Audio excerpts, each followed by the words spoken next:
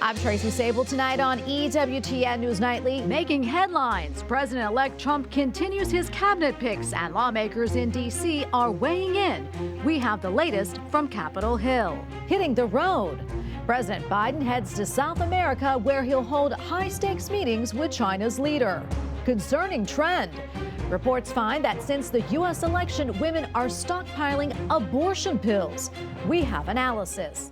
Plus, reaching out. The Holy Father meets with hostages once held captive by Hamas. These stories and more tonight. From EWTN, the Global Catholic Network, this is EWTN News Nightly. Thank you for being with us. Our top story tonight, just when Republicans were talking about moving quickly on their agenda come January, President-elect Donald Trump now dares them to confirm a string of controversial nominations for his cabinet. Several GOP lawmakers are now casting doubt if that can even happen in a Republican-controlled Senate. Capitol Hill correspondent Eric Rosales joins us now with more. Eric. Exciting times up here, Tracy. The mood among Republicans on the Hill quickly went from optimism to alarm to even disbelief after President-elect Donald Trump nominated Matt Gaetz to be Attorney General, the nation's top cop. Up until yesterday, Gaetz was a member of Congress facing several ethics charges for having sex with underage girls to elicit drug use, charges Gaetz denies. He's now resigned from Congress just days before an ethics report was going to be released. Lawmakers on both sides are sounding off. The only reason for Matt Gaetz's nomination is he's a Trump puppet. His loyalty to Trump is the only credible reason that he has been proposed. He will weaponize the Department of Justice for retribution. I completely trust President Trump's decision-making on this one, but at the same time, he's got to come to Congress and sell himself. Matt deserves a chance to make his case to the committee.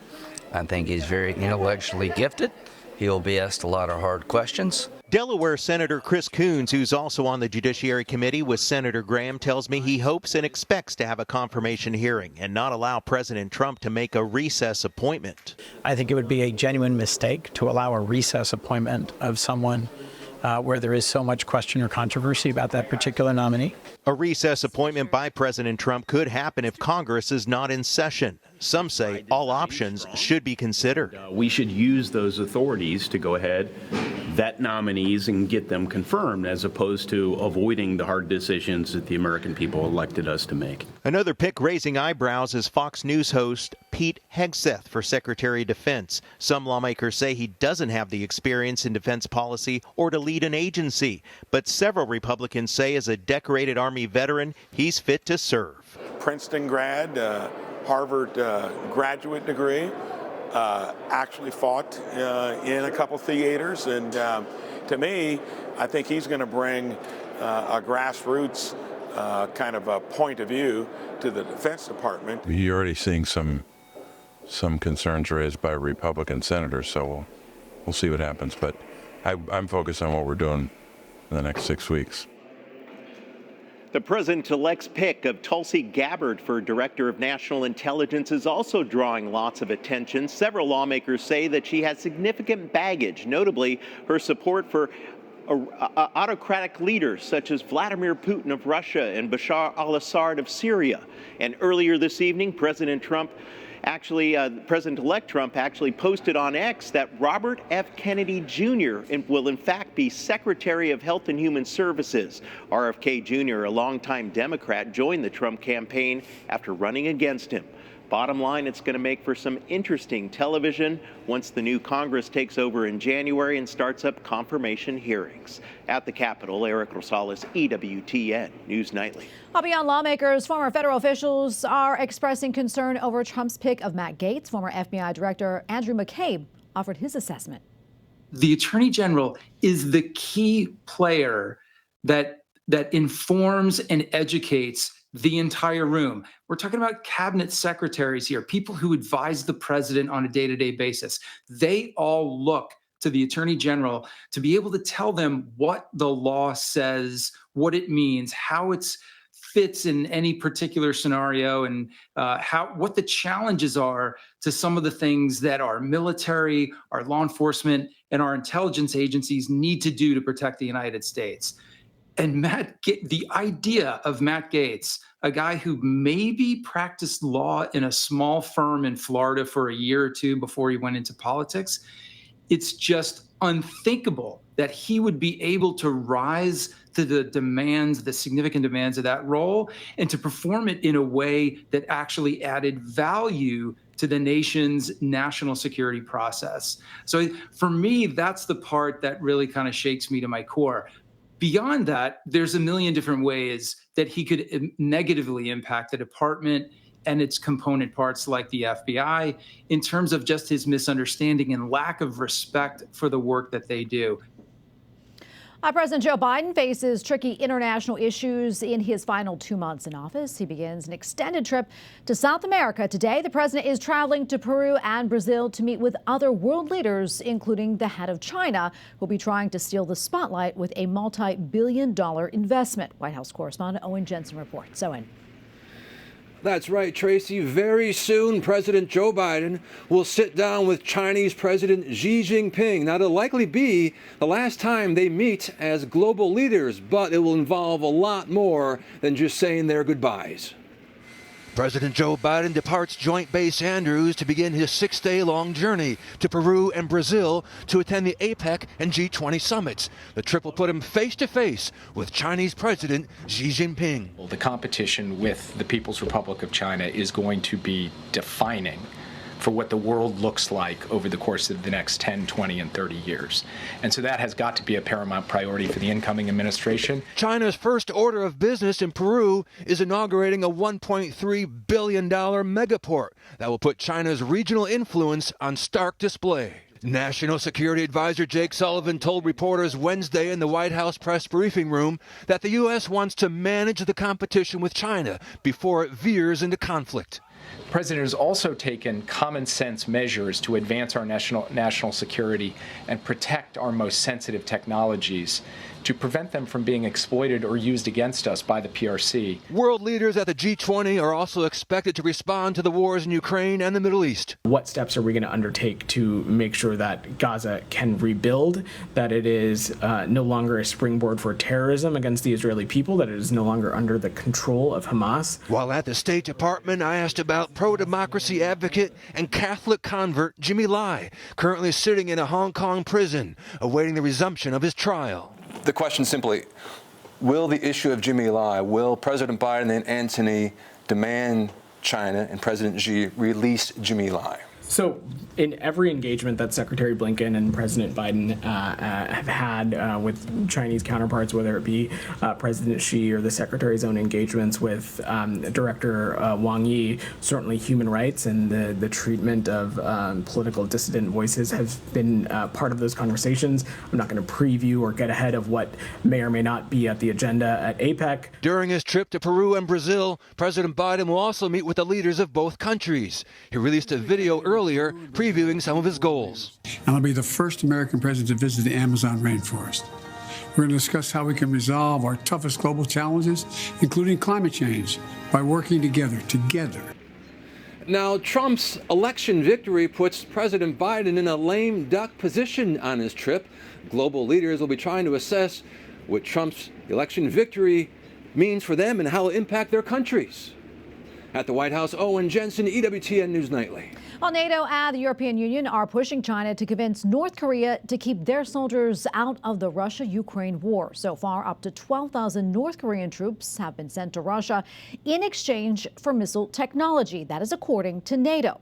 Now the EU and NATO hope China can convince Pyongyang to stop sending troops. Both are concerned that giving missile technology to North Korea only makes the Asia-Pacific region more dangerous. More than a dozen people are dead after Israel carries out 2 airstrikes in Syria. The Israeli military says that it hit infrastructure sites and command centers of the Palestinian Islamic Jihad group. Israel accuses the militant organization of joining Hamas in the October 7th attacks. This comes amid more airstrikes targeting Beirut's southern suburbs in a clear uptick in attacks over the last 2 days. All right, now to Spain, where thousands of people are being evacuated amid heavy rain and severe thunderstorms. More than 4,000 people and 1,000 homes have been evacuated in Malaga. A month's worth of rainfall inundated the city in just 1 hour. This comes just weeks after the country experienced flooding in Valencia that killed more than 200 people and destroyed thousands of homes.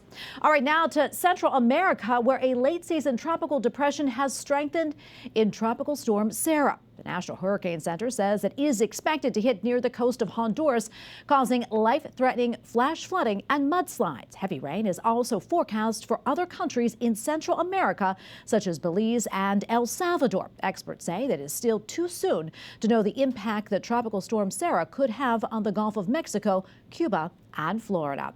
And we have a lot more still to come here on EWTN News Nightly, including abortion in America. A closer look at the recent spike in people stockpiling abortion pills. And one of the leading experts on fighting clergy abuse tells us about his recent trip to Mexico and Colombia.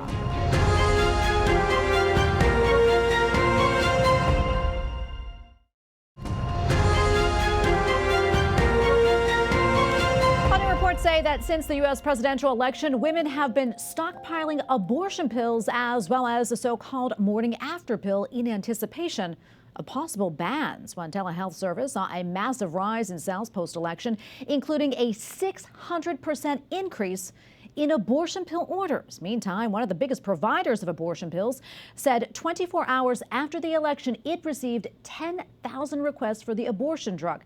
Typically, the organization gets about 600 requests per day.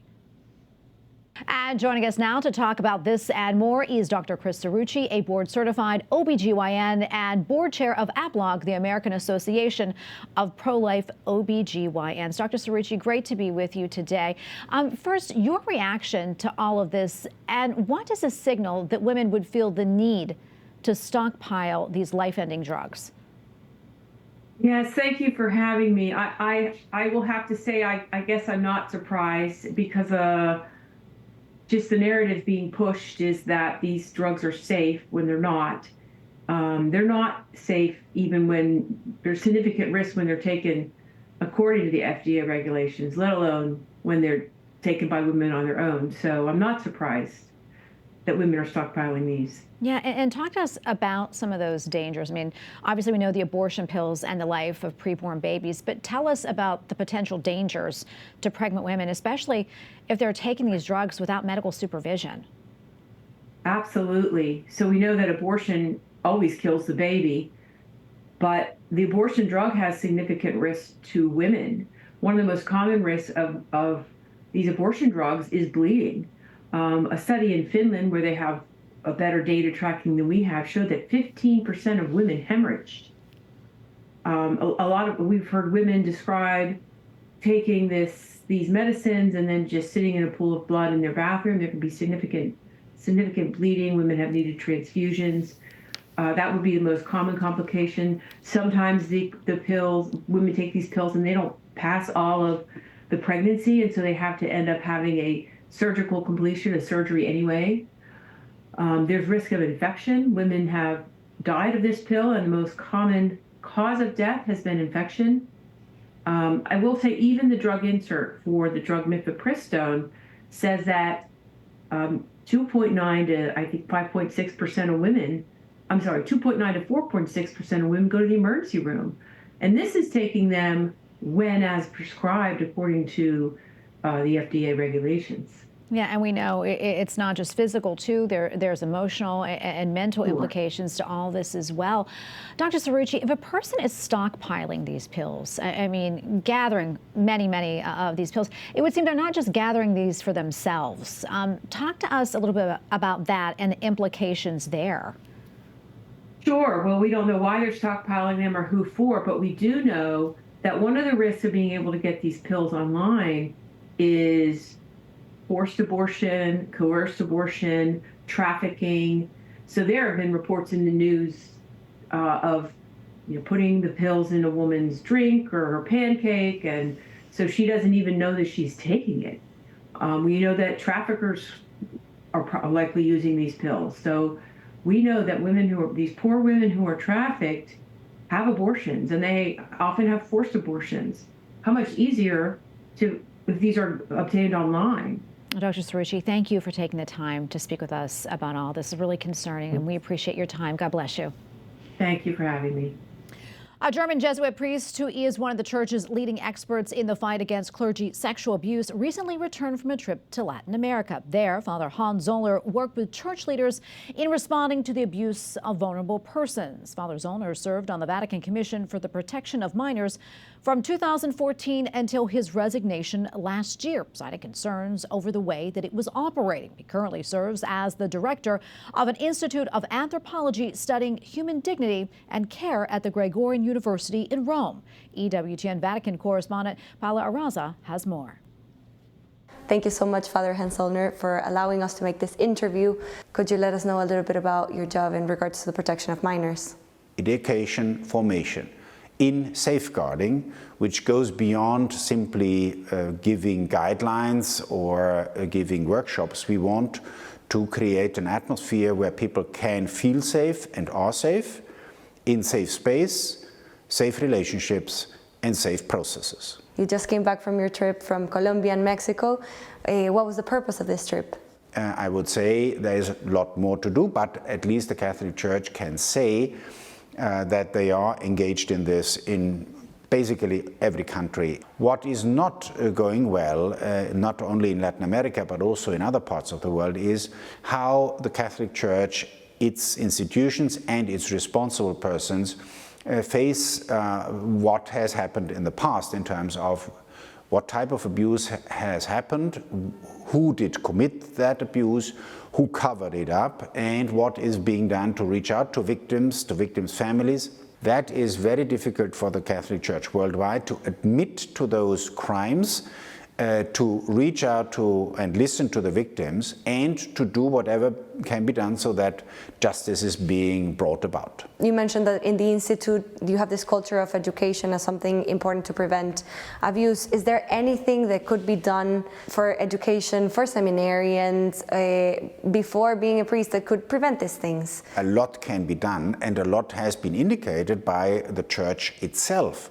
In 1992, John Paul II issued a document, Pastores Dabo Vobis, which indicates that human formation is the cornerstone of all other types of priestly formation, pastoral, intellectual, and spiritual. But the cornerstone, the foundation, is basically a human formation, which means emotional maturity, which means relational capacity, which means coming to terms with one's own sexuality. When it comes to third parties, people who are witness, people who are seeing that there's something off with this person, something is happening, this dynamic is weird, there's a possibility that this person is being abused and I'm a third party, how can they help? If you feel and if you see something is going wrong, and if you have an awkward feeling, believe yourself and do something.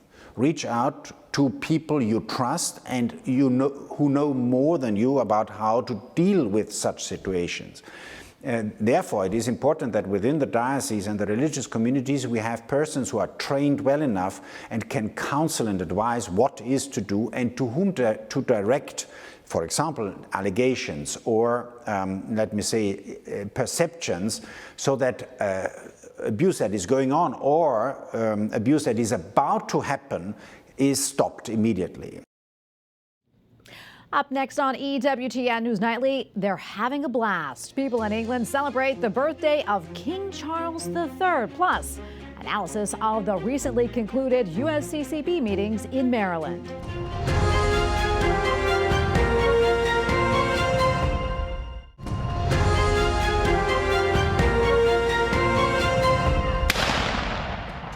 Well, what a way to mark a birthday. The 41 gun salute in London's Green Park marked King Charles' 76th birthday today. Buckingham Palace released this photo right here of Charles for the occasion.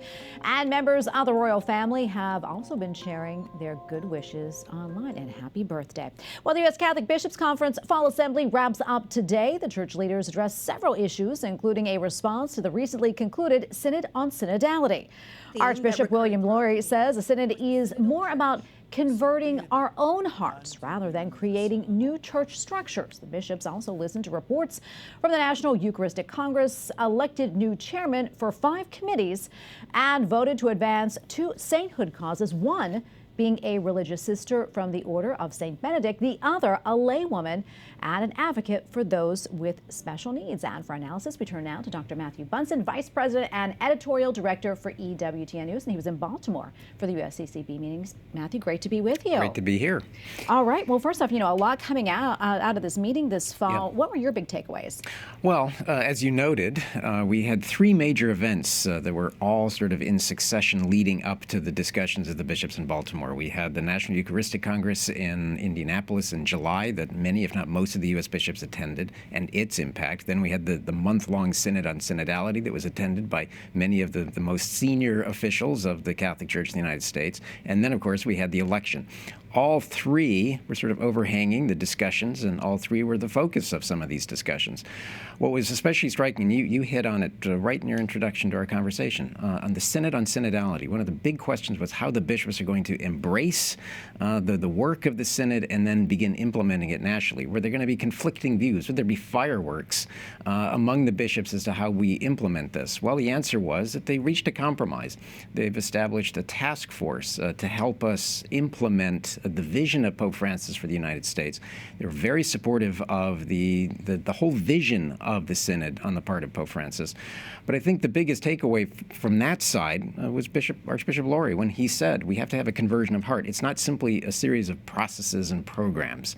We have to be a truly synodal and listening church, and I think that's something that the bishops are going to take back with them to their diocese. Yeah, and you mentioned the presidential election. What do the bishops have to say about that and President-elect Trump? Any idea how they think that this will impact the faithful? Yeah, they had a very special press conference to discuss the reaction to the election and the themes that kept coming up. They're going to find those areas of common ground, as they always do. They recognize that there are going to be areas of some disagreement. The one that kept coming up, of course, was immigration, especially the Trump administration's plan for, at least logistically, to try to deport several million illegal immigrants. The bishops were firm, however. They're less concerned really with these sort of policy positions as much as they are articulating the church's understanding of Catholic social teaching with regard to an issue like immigration, which means that countries have the right to defend their own borders, and those who are here illegally must abide by the laws of their country. But at the same time, we have to respect the dignity of the human person and provide care to those who come here. So they're really taking a wait-and-see approach to see exactly what the administration plans, but I think they're going to be very prepared for what does come down the road. Yeah, and I know they also talk about evangelization. What was said there? This is one of the most interesting aspects of the meeting here, because they gave themselves what are called mission directives. That's what is going to be the focus for the next couple of years. And the one that they chose is somewhat unique. It's evangelization. That sounds obvious, but what they're really trying to do is to, as a body, as a conference, help the bishops, help Catholics everywhere evangelize among those who are disaffected, among those who have slipped into the NONESs, the nuns, those who are searching, those who might be open, receptive to the message of the gospel, but who may not hear it. So everything has to be geared toward that evangelization, that the heart speaking to heart.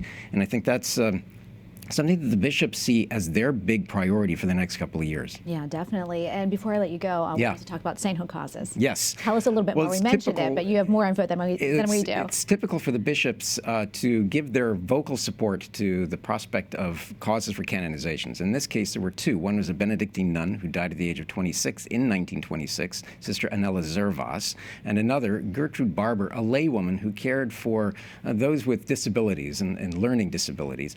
They are a model, not just for the significant role of women in the life of the church, but also the holiness that all of us have to aspire to. That vocal support from the bishops can be very important in sort of jump-starting causes and making the candidates better known across the church. Yeah, very exciting. Matthew, thank you so much for coming on. We always appreciate it. Great to be with you. Great to be with you as well. All right, finally tonight, Pope Francis met with a group of Israelis once held hostage by the terror group Hamas. How are you feeling? The Holy Father met 16 former hostages taken into captivity during the brutal attack on October 7th, 2023. The Israeli embassy to the Holy See describes the meeting as moving, saying it showed the Pope's closeness to the victims. The Holy Father previously met with Israeli and Palestinian officials and has repeatedly called for peace in the Middle East. And we thank you for watching tonight. Remember, you can follow us on social media, Facebook, X, and Instagram at EWTN News Nightly. I'm Tracy Sabol. Good night and God bless.